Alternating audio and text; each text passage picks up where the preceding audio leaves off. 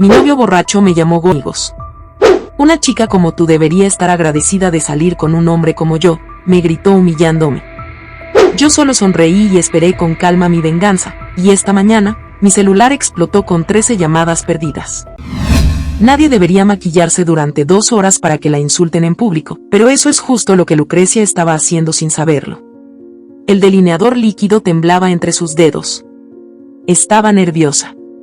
No por ella, sino por Hugo. Había sido raro desde hacía semanas, más frío, distante, pero esta cena era una oportunidad para demostrar que aún podían estar bien.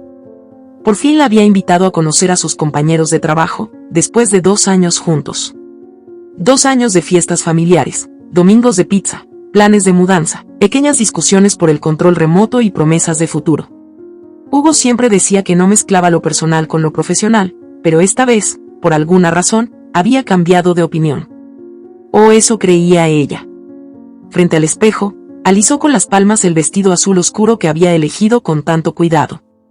Tenía caída suave y una abertura lateral discreta. No era provocador, pero sí elegante. Se lo había probado al menos 6 veces en la tienda. Es para una ocasión especial, le había dicho a la vendedora.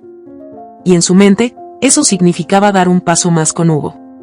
Mostrarle que podía encajar, que era parte de su mundo. Al llegar al restaurante, el primer impacto no fue visual, fue ambiental. El aire se sentía espeso. Las luces eran tenues, las mesas de mármol, y el silencio, insoportablemente lujoso. Clientes con relojes caros y miradas altivas llenaban el lugar. Lucrecia se sintió fuera de lugar, como si su tarjeta de crédito no tuviera permiso de entrar ahí sin pedir disculpas. Localizó a Hugo al fondo del salón, sentado junto a 2 hombres de traje que reían con complicidad. Él no la vio de inmediato.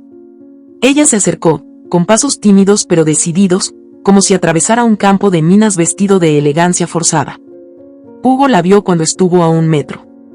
No se levantó por completo, solo hizo el amago de enderezarse y dijo, sin emoción, con un tono que arañaba la indiferencia, «Llegas tarde». Solo fueron 2 minutos, el tráfico, intentó explicarse.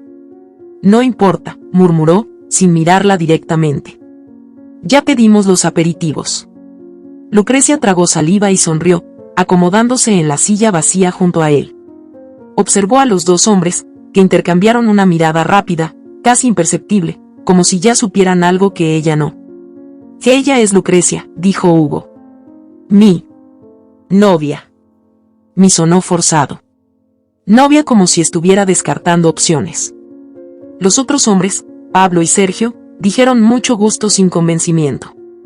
Pablo parecía el tipo que repite ropa sin que se note porque todo lo que lleva es negro. Sergio tenía esa barba bien perfilada que requiere más vanidad que una sesión de fotos. La conversación fluyó durante los primeros minutos, pero sin ella. Era como estar viendo una obra de teatro sin subtítulos. Hugo hablaba de estrategias de marketing, campañas, KPIs, fusiones, datos. Cuando Lucrecia intentó participar, relatando una anécdota de su trabajo como encargada de tienda, Hugo levantó una ceja y dijo: «Y ella trabaja en retail, ¿sabes? Nada que ver con el mundo real». Rieron. Ellos rieron. Ella apretó la servilleta entre los dedos hasta que casi la rasgó. No por la risa, sino por el tono de burla contenida. Lo dijo como si fuera una mascota que hacía trucos y merecía palmaditas en la cabeza. «Que he sido gerente durante 3 años», aclaró ella, sonriendo con incomodidad. «Y claro, gerente de cajas y perchas», dijo él, bebiendo un sorbo de vino.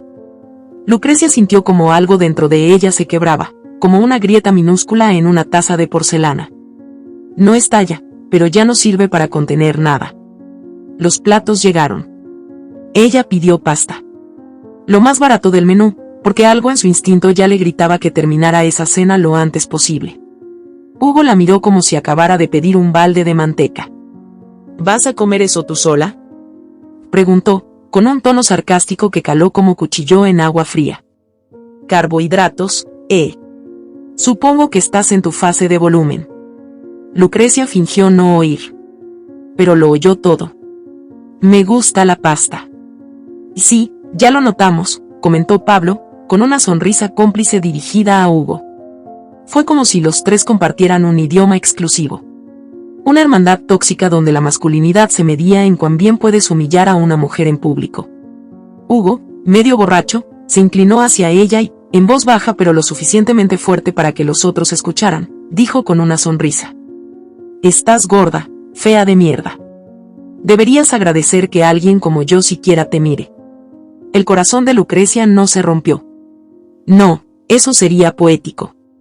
Lo que pasó fue más real, se paralizó. Se le enfriaron las manos. Las lágrimas empezaron a acumularse como presión tras una represa. No lloró. No frente a ellos. «Voy al baño», dijo, apenas. En el baño, se miró al espejo. No reconocía su reflejo. ¿Cómo era posible que un solo hombre le hiciera sentir que valía menos que una servilleta usada? Sacó su celular. Carolina. Su mejor amiga. La única persona que siempre decía la verdad, aunque doliera. Le escribió con manos temblorosas. Un mensaje simple: «No puedo más». Mientras tanto, Hugo subía una historia a Instagram. Una foto del grupo en la mesa, sin Lucrecia. «Noche de chicos», decía el texto. Cuando volvió al comedor, todos rieron ante algo que Sergio había dicho. Al verla, guardaron silencio. El ambiente no solo era incómodo, era cruel. Los platos estaban apenas tocados. Ella se sentó. No dijo nada. Hugo tampoco. Llegó la cuenta. $347. El camarero la dejó sobre la mesa con una ligera inclinación de respeto. Hugo la miró, luego la empujó hacia Lucrecia.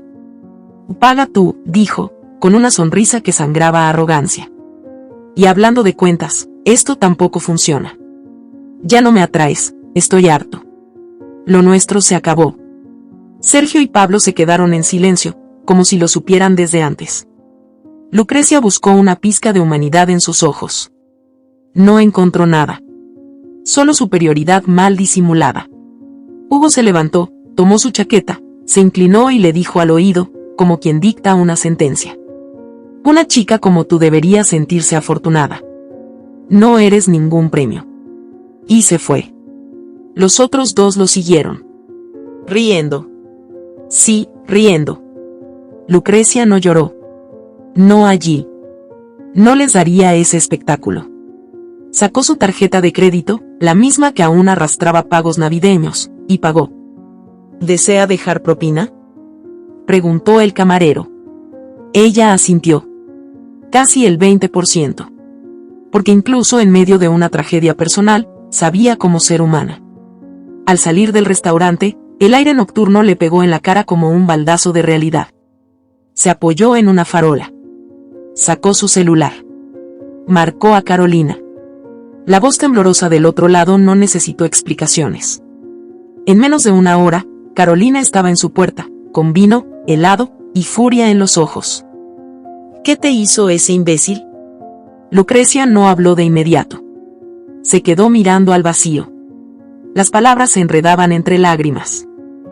«¿Qué te hizo, Lu?». Y me borró, Caro. Como si no existiera. Como si fuera basura con vestido.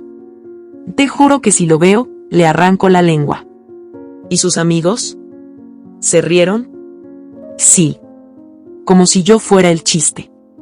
Como si yo sobrara. Carolina apretó el vaso con fuerza. Esto no puede quedar así. No puede fingir que nada pasó. Lucrecia levantó la vista. ¿Sabes lo que es peor? Pensé que me amaba. Y ahora siento que me inventé todo. Carolina se quedó en silencio. La verdad era demasiado dura para maquillarla con consuelo barato. Lucrecia, ese tipo nunca existió. El que tú amabas era un personaje. Un disfraz. El real es un monstruo con corbata. Lucrecia cerró los ojos. Todo lo que quería era que el mundo se detuviera. Por 5 minutos.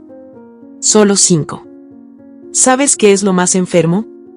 Y dijo, sin abrir los ojos. Todavía me duele que me dejara. Carolina no respondió. Solo la abrazó. La sostuvo. Hasta que el silencio fue más fuerte que las lágrimas. Esa noche, mientras el helado se derretía entre sus manos, Lucrecia entendió que había tocado fondo. No por el insulto. No por la humillación. Sino porque había creído una mentira durante 2 años. Una mentira que dormía con ella, la besaba en la frente, y le decía te amo como si significara algo. Antes de dormir, abrió el bloc de notas de su celular. Escribió una sola frase. No puedo creer que estuve 2 años con un fantasma. Y pulsó guardar. El archivo de notas de Lucrecia quedó abierto toda la noche. La frase seguía allí, brillando en la pantalla como si el dolor necesitara una linterna para no perderse en la oscuridad. No puedo creer que estuve 2 años con un fantasma. A la mañana siguiente, el celular todavía estaba en su mano, su cuerpo doblado sobre el sofá, y el cartón del helado derretido en el suelo. El silencio en el departamento era denso, como si incluso el aire se negara a moverse después de lo ocurrido. Carolina había dormido en la alfombra, enredada entre una manta y una botella de vino vacía. Cuando abrió los ojos, lo primero que dijo fue: ¿te contestó? Lucrecia negó con la cabeza. Su rostro estaba hinchado por haber llorado sin pausa. Aún así, tenía los ojos secos. Había pasado la línea del llanto hacia una especie de calma peligrosa. Esa calma que anuncia terremotos internos. ¿Y tú qué harías si fueras yo? Carolina se levantó, se desperezó como un gato, y contestó sin pensarlo. Lo desenmascaro. Públicamente. Lo dejo desnudo, emocionalmente hablando. Ese tipo necesita que el mundo sepa quién es de verdad. Lucrecia giró el celular en sus manos. No quería venganza. O al menos, eso creía. Pero sí quería saber. Quería entender cómo había sido engañada con una historia tan elaborada. Necesitaba pruebas de que no estaba loca. Vamos a empezar con algo simple, dijo Carolina. ¿Cómo se llama la empresa en la que dice trabajar?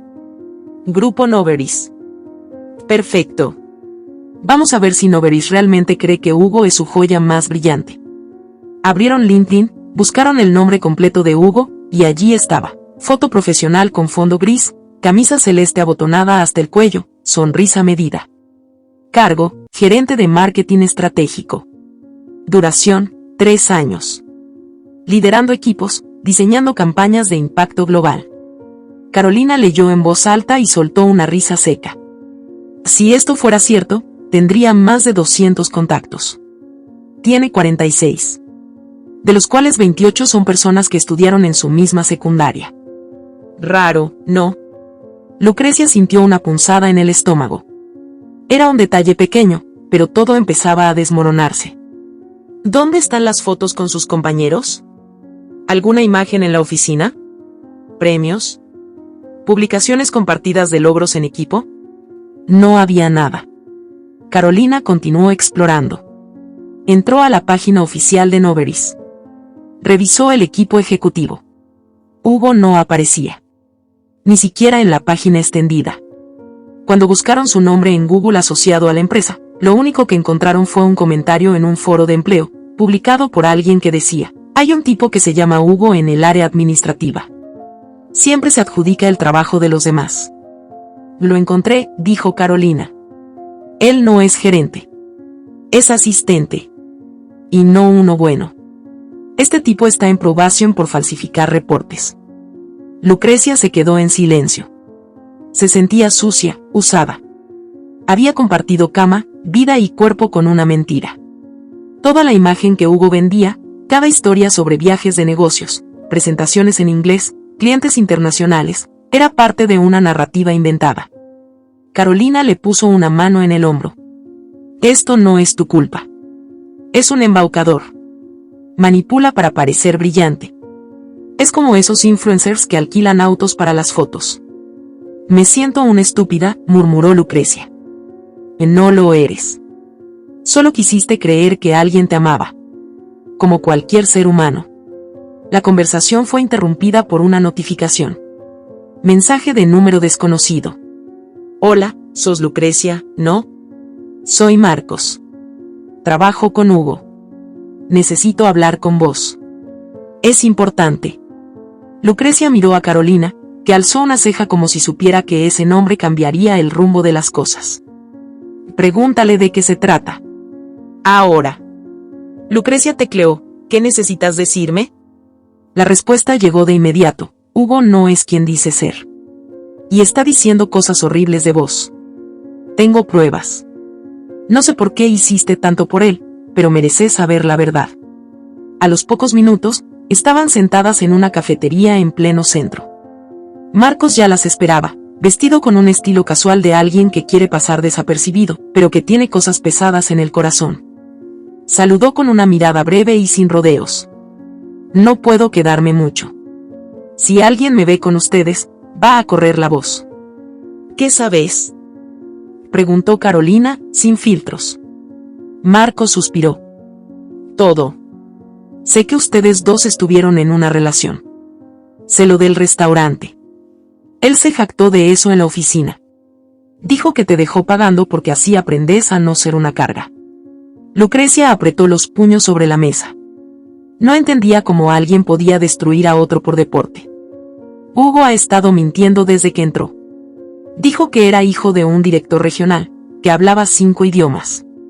Una vez se inventó que había cerrado una negociación con una marca europea y solo fue a imprimir folletos. Se queda tarde para fingir que trabaja horas extras, pero en realidad navega en foros o duerme en el depósito. ¿Y nadie lo reporta?, preguntó Carolina. Está en evaluación. Tiene una advertencia formal. La próxima mentira, y lo echan. Marcos sacó su celular. Mostró capturas de pantalla. Conversaciones de Hugo con compañeros. En una decía, Lucrecia es intensa. Me revisa el celular, me espía.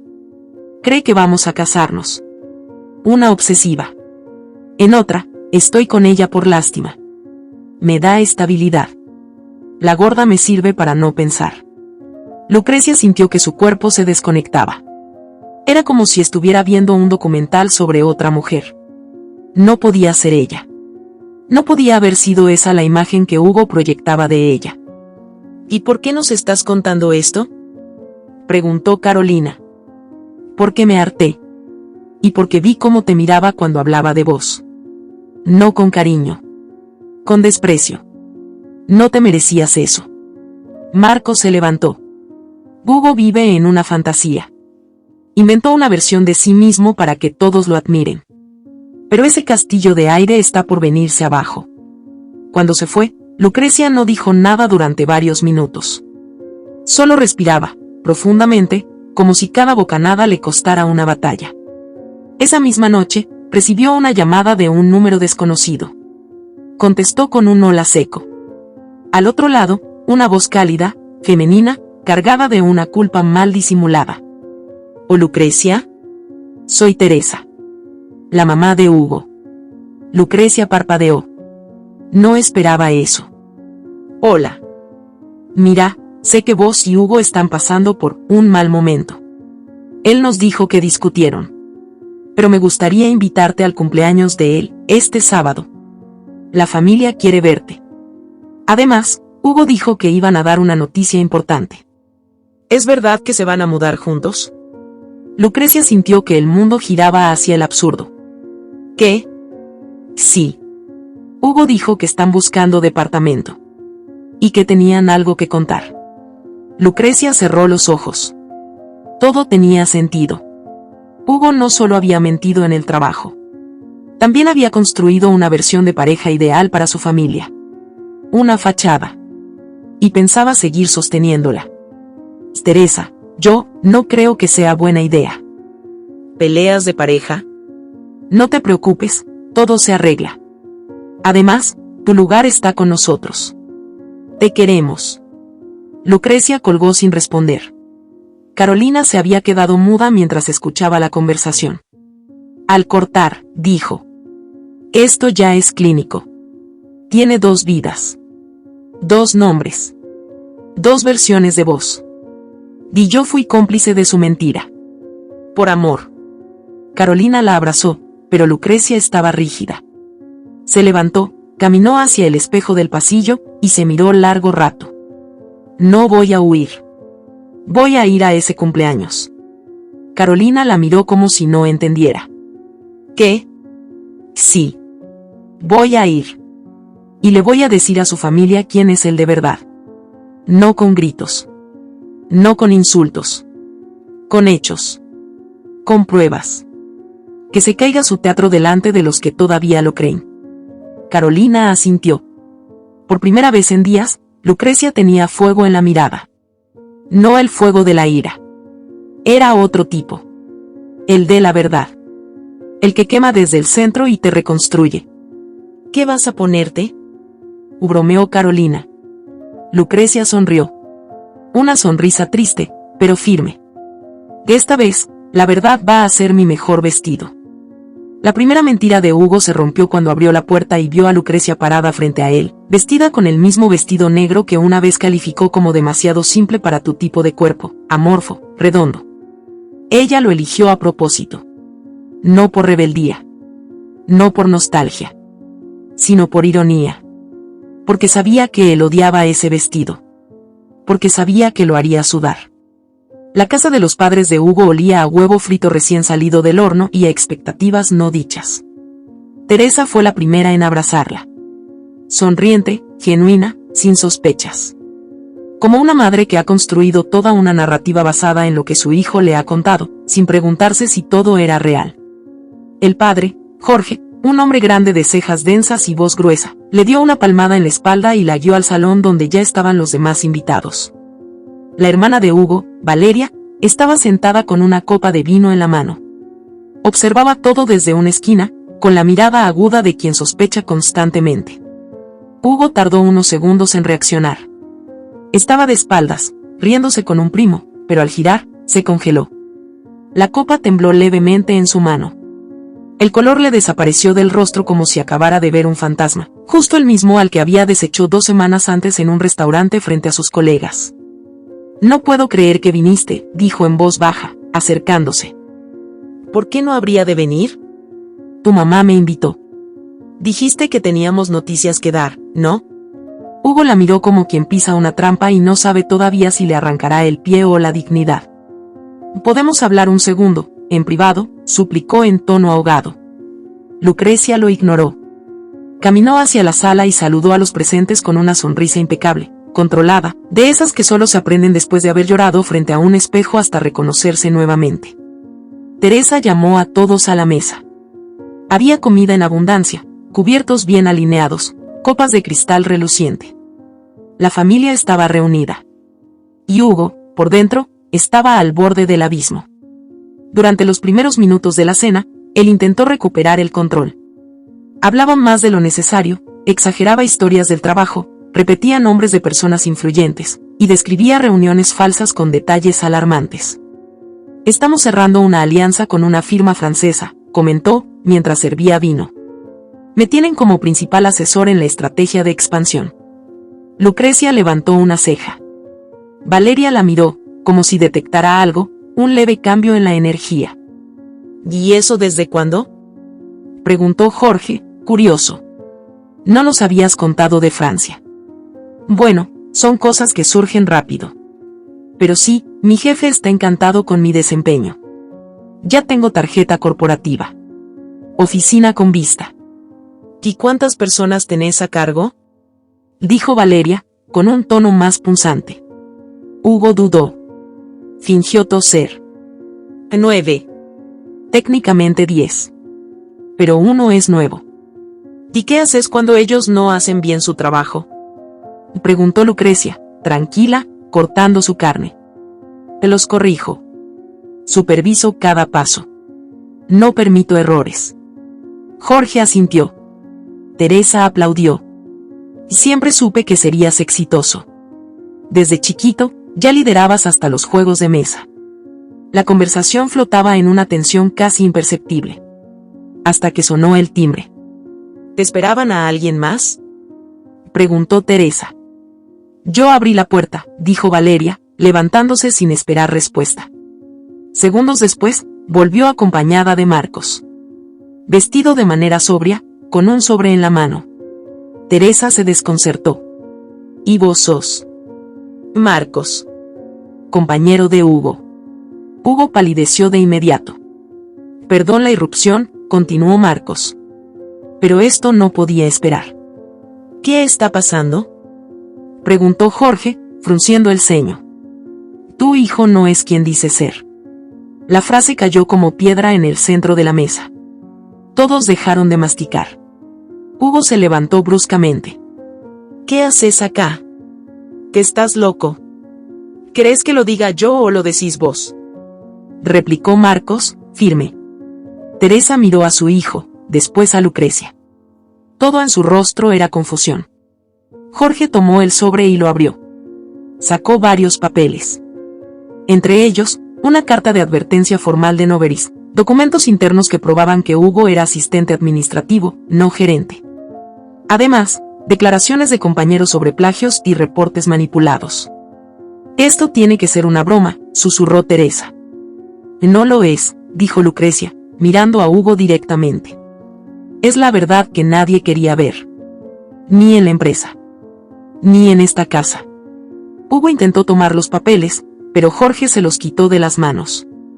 ¿Desde cuándo mentís así? ¿Desde cuándo vivís de humo? Papá, no entienden, esto es una confabulación. Quieren ensuciarme porque tengo potencial. ¿Confabulación? Interrumpió Valeria. ¿También fue una conspiración lo del restaurante? ¿Cuándo la humillaste? Porque eso también lo contaron. Hasta lo presumiste. Teresa se llevó las manos al rostro. Marcos, en silencio, sacó su celular. Mostró capturas de pantalla de conversaciones con compañeros, en donde Hugo se reía de Lucrecia, llamándola el peso muerto que me sirve para practicar compasión. Jorge se puso de pie. La voz se le quebró por primera vez. No puedo creer que seas mi hijo. No, papá, ella me manipuló. Y gritó Hugo, señalando a Lucrecia. Me asfixiaba, con su grasa, con su cuerpo de piñata. Me espiaba. Quería que me casara con ella. Yo no quería que te casaras conmigo, dijo Lucrecia, con una frialdad que congeló el ambiente.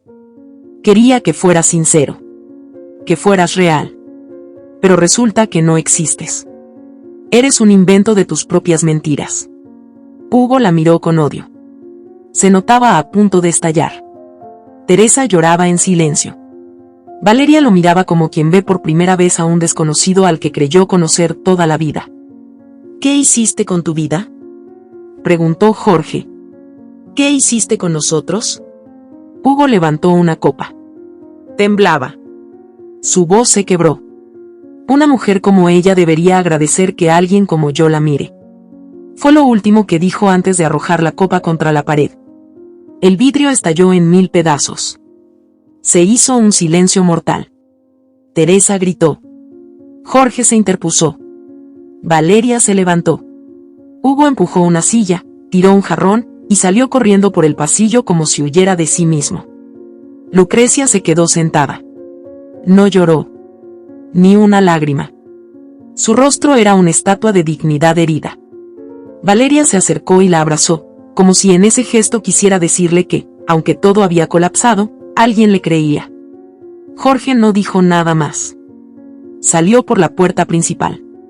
Teresa recogía vidrios del suelo con manos temblorosas. Marco se quedó inmóvil, como si presenciar aquello hubiera destruido también una parte de su fe en la humanidad. Lucrecia se levantó, tomó su bolso, y antes de irse, dijo algo que quedó flotando como humo después del incendio. No vine a vengarme. Solo quería que el monstruo dejara de esconderse detrás del hijo perfecto. Y se fue. Paso a paso. Sin volver la vista atrás. Mientras Hugo, en alguna parte de esa ciudad, rompía otra copa. Quizás la última. Porque cuando las máscaras caen, el rostro real no siempre sobrevive. Lucrecia cerró la puerta con seguro doble y se quedó de pie, mirando el silencio de su sala como si esperara que algo, lo que fuera, se moviera. Sentía un vacío raro, no como tristeza, más bien como cuando uno quita un mueble viejo y queda la marca en la pared. Hugo ya no estaba en su vida, pero su sombra seguía manchando cada rincón. Cada objeto, cada olor, cada canción en su playlist. Se había ido, sí, pero no del todo. Y esa era la parte más cabrona. En las redes empezó suave, como quien tantea el terreno para ver si el mundo todavía lo escucha. Primero fue una publicación en su Facebook personal, una foto de su infancia con la frase, nunca confíes en quien te sonríe mientras te apuñala por la espalda. A los pocos minutos, otra, algunos destruyen lo que no pueden controlar. Las etiquetas eran vagas, pero la intención era clara. Buscaba atención. Buscaba venganza. Carolina fue quien le avisó primero. Le mandó un pantallazo por WhatsApp. Mira, Lu. Este imbécil está empezando su tour de mártir. Te apuesto lo que quieras que en cualquier momento empieza a inventar que tú lo golpeabas o que eras una bruja que lo tenía controlado. Lucrecia no contestó enseguida. Estaba cansada. Muy cansada. Como si llevara meses respirando agua en vez de aire. Pero se obligó a ver. A entender que lo que había vivido con Hugo no era un simple rompimiento. Era una guerra emocional. Y apenas estaba comenzando la segunda etapa. En menos de una semana, Hugo ya había creado al menos 3 cuentas falsas. Desde una de ellas empezó a seguir a los amigos de Lucrecia. Les enviaba mensajes privados con frases como, ¿sabías que Lucrecia tenía otro? Yo la descubrí en la cama con un tipo. También le escribió a Carolina desde un perfil con nombre de mujer, diciéndole que Lucrecia era una manipuladora profesional que usaba a los hombres para conseguir beneficios. Carolina, como buena fiera protectora, respondió con un mensaje directo. ¿Tú crees que me vas a engañar con un perfil falso? ¿Crees que no reconozco tu forma ridícula de escribir? Hugo, ya bájale. Ya hiciste suficiente daño. No sabes lo patético que te ves escondido detrás de nombres inventados como si eso limpiara tu mugrero. El acoso se volvió más oscuro cuando, una noche, Lucrecia recibió un mensaje privado de un número desconocido. Contenía su dirección exacta, una foto de su edificio y un texto. ¿Te gusta sentirte segura? A ver cuánto dura. El estómago se le cerró de golpe. No por el miedo físico, sino por el asco. Era Hugo. Solo él podía ser tan miserable. Lo que antes era desprecio ahora era terror pasivo. Y ella no quería vivir así. Marcos se enteró al día siguiente. Fue directo al departamento. Tocó la puerta y, al verla, la abrazó sin decir nada. Luego entró, cerró las cortinas y dijo: que esto ya no es drama de exnovios, Lu. Esto es acoso. Esto ya es delito.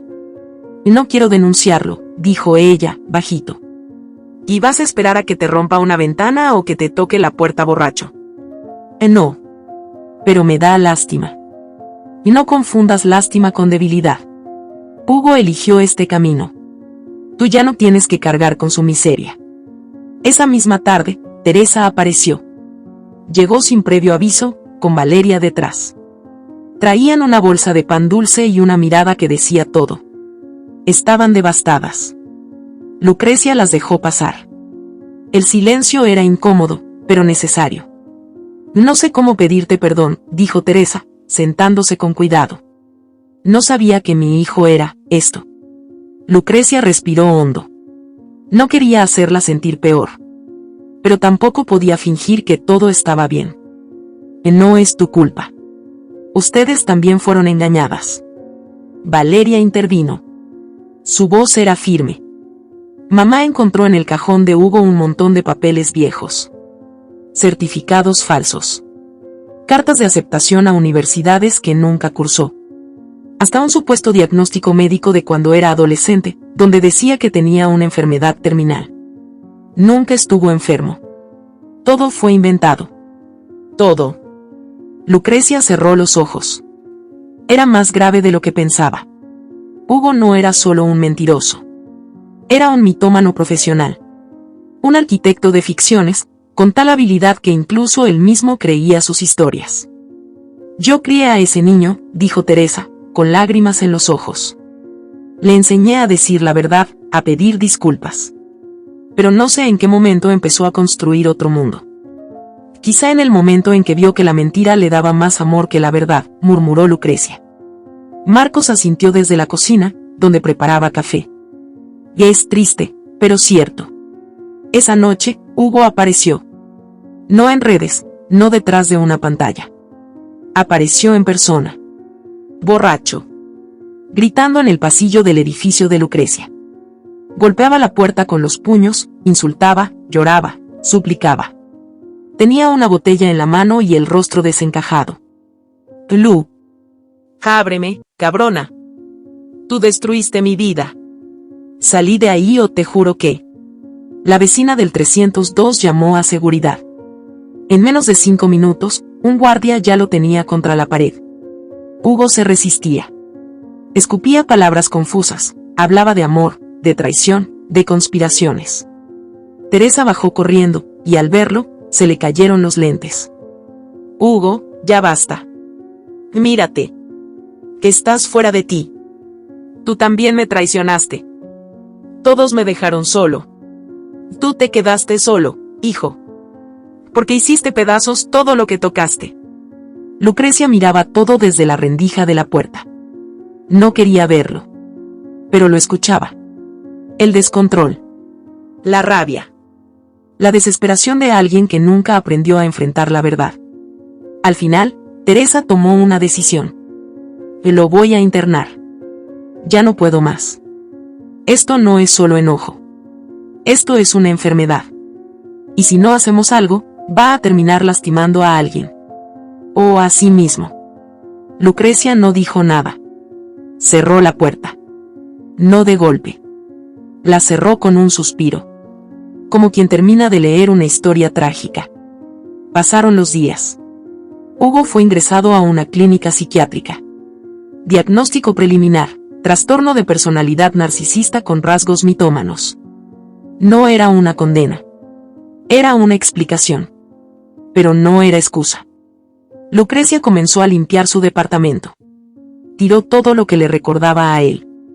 Desde las velas aromáticas que le había regalado para su cumpleaños, hasta una taza que usaban los domingos para compartir café. Reorganizó los muebles.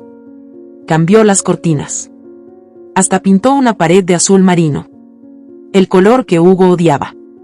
Cada cosa en su lugar era una victoria. Cada bolsa de basura era un paso hacia su propia libertad. Y en medio de todo ese proceso, se sentó frente a su laptop. Abrió un documento nuevo. Y empezó a escribir. Querida yo. Sé que dolió. Y sé que en algún momento pensaste que eras la culpable. Que si hubieras sido más bonita, más delgada, más callada, él no te habría dejado. Pero ya entendiste que eso era una trampa. Él no te dejó porque le faltabas. Te dejó porque tú le sobrabas. Porque tu verdad chocaba con su ficción. Escribió toda la carta en silencio. Con lágrimas, sí. Pero sin miedo. Era su forma de cerrar el ciclo.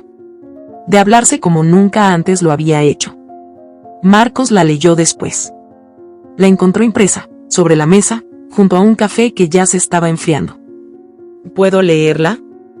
Claro, dijo ella. Es para mí, pero también para cualquiera que alguna vez haya amado a alguien falso. Marcos la abrazó. Largo. Fuerte. Sin intención romántica.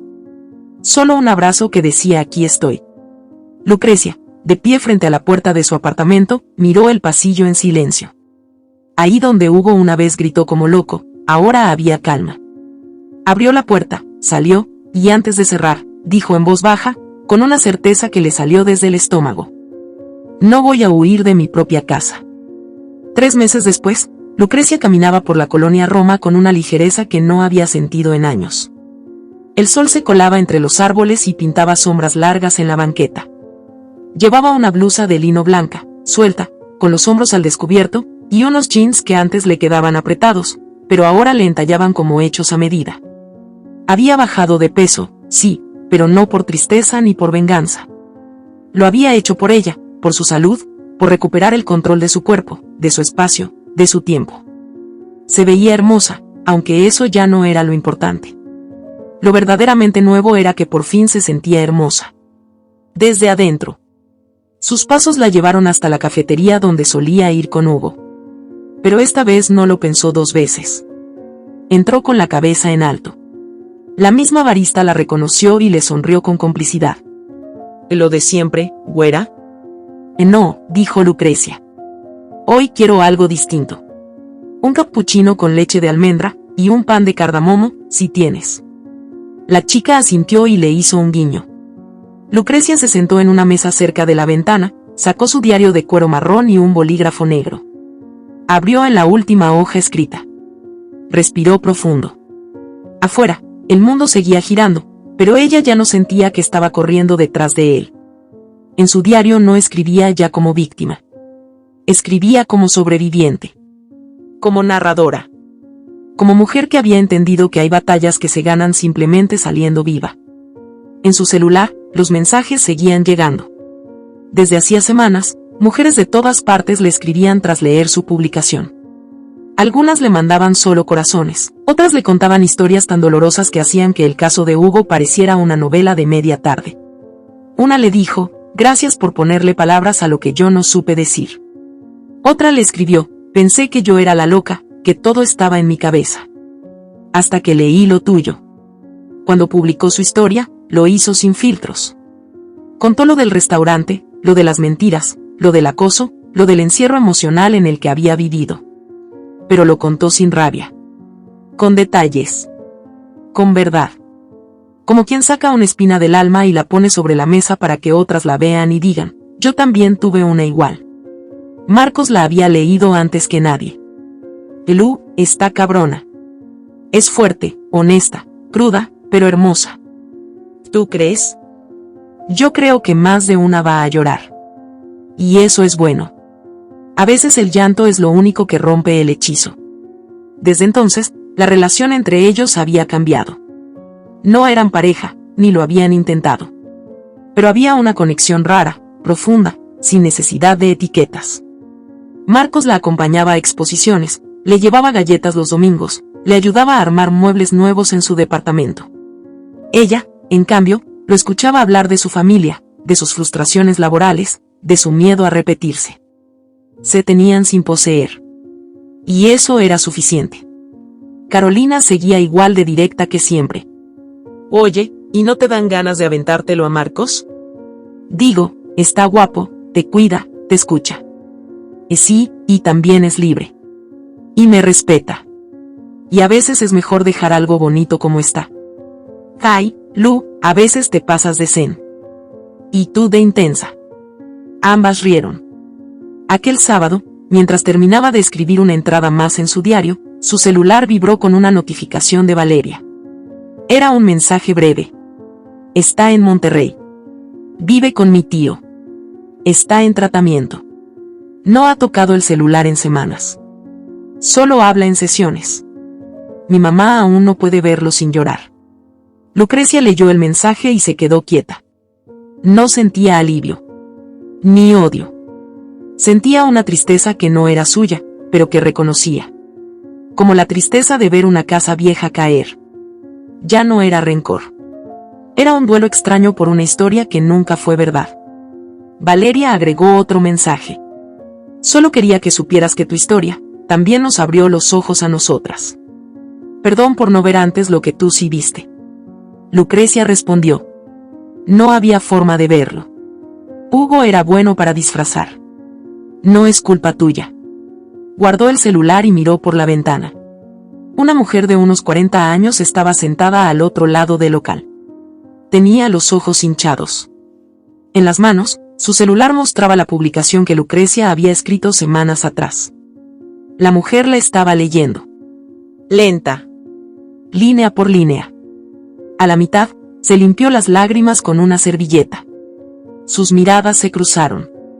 No hablaron. No hacía falta. La mujer asintió, despacito, con una gratitud muda que pesaba más que cualquier palabra. Lucrecia cerró el diario. Se sintió en paz. Ese tipo de paz que no se compra. Ni se negocia. Se gana. Mientras recogía sus cosas, pensó en todas las veces que se sintió poca cosa. En las frases de Hugo que la destruyeron, en las noches donde pensó que no iba a salir, en el miedo que se metió en sus huesos como humedad. Pero también pensó en cada persona que se quedó. En Carolina, con su lengua filosa y su corazón enorme. En Marcos, con su presencia firme y sin exigencias. En Teresa, rota pero valiente. En Valeria, que convirtió la decepción en redención. Se levantó, pagó la cuenta y salió a la calle. El aire olía a pan y gasolina. La ciudad seguía siendo la misma, caótica, impaciente. Pero para ella, todo era distinto. Caminó por la banqueta sin mirar atrás. Y justo antes de cruzar la avenida, se detuvo. Sonrió para sí misma. A veces, perder a alguien que fingía ser todo, es la única forma de encontrarte a ti misma. Si esta historia te ha gustado, te invito a que me dejes en comentarios qué has sentido al escucharla, y si has pasado por una situación de engaño similar, me encantaría que compartas tu valiosa opinión. Recuerda decirme desde qué ciudad estás viendo este video. Me sentiría muy honrada si me dejas un like, compartes el video con algún amigo o familiar y te suscribes al canal. No te pierdas la próxima historia sorprendente que está apareciendo en tu pantalla en estos momentos. Tenemos entretenimiento garantizado exclusivamente para ti. Nos vemos en el siguiente video.